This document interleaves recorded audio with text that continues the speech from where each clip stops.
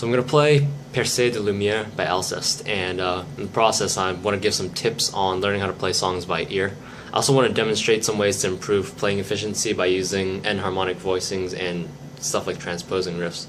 So I learned how to play this song by ear myself, and I want to go through, essentially break down my process and how I did it. This is a really good song for demonstrating this because it's diatonic and it consists of individual notes that are picked instead of chords, which are really hard to break down and separate.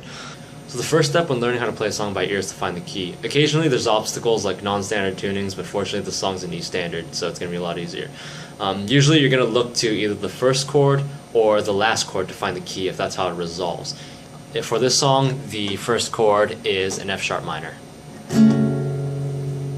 After this, you want to figure out the entire chord progression from here. This really speeds up the process for learning songs. You can figure out what direction you're moving ahead of time. For arpeggiated riffs like this one, it's really a matter of figuring out the best voicing to play the right notes once you get the chords. For this song, the next chord is C sharp minor, which is a 5 in F sharp. After that, it's D major 7 add 9, which I'm going to voice as an open chord here. And the final chord's in inverted A major with the same common tones as D7.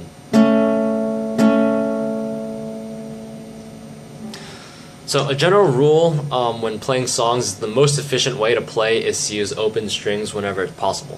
For this song, it's not exactly the case, but I'll get to that later. Right now, I'm going to work through the song using open chords whenever they're available. The first chord of the song is F sharp minor. It's broken down into 1, 5, and octave intervals, which makes a power chord, but I'm voicing it as a bar chord, skipping the third and the third string. The next chord, C sharp minor, I played as a bar chord before, but I'm going to voice it here as an inverted open chord, 5-1-3.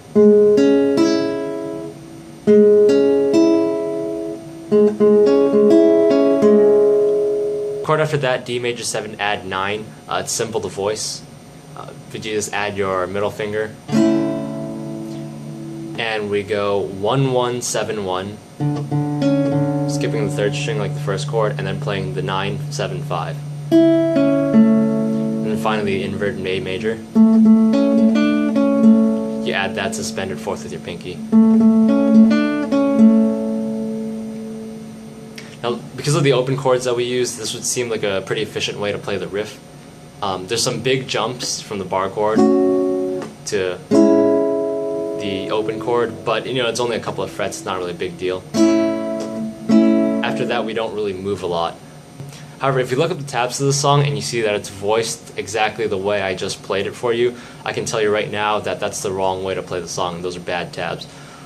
One of the things that this voicing is missing is the sustain on the suspended fourth of that last note. Rather than letting the third and the fourth ring out, you lose the sustain because there's no other way to play it in this voicing. The notes are all enharmonically correct, but just the voicing's wrong.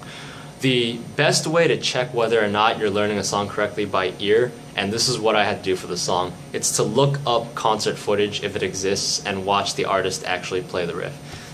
In concert, Niche plays the riff like this.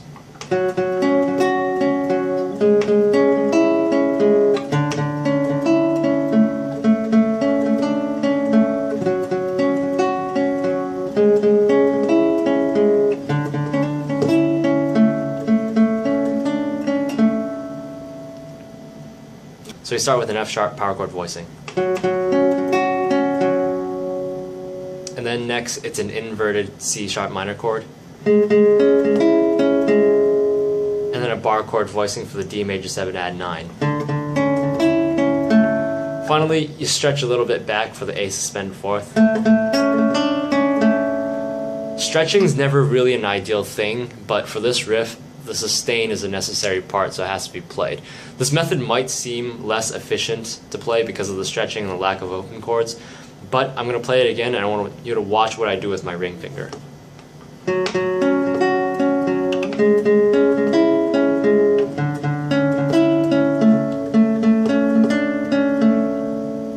So my ring finger never moves. It just holds onto this point the entire time. And as a result of that, our hand position never really moves, whereas in the first way to play it, we had to make that jump here from the bar chord down to the open chords. So outside of the little stretching you have to do at the very end, this is actually a more efficient way to play the riff.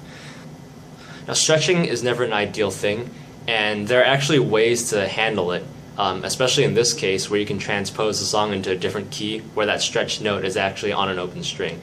So for here, if we drop 3 half steps,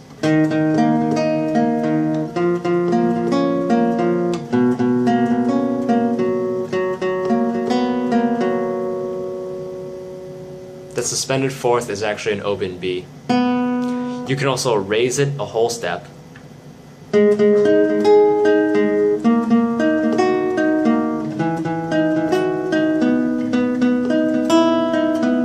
And then skip the B string and play the suspended chord on the open E. Or if you want, you can jump strings. Now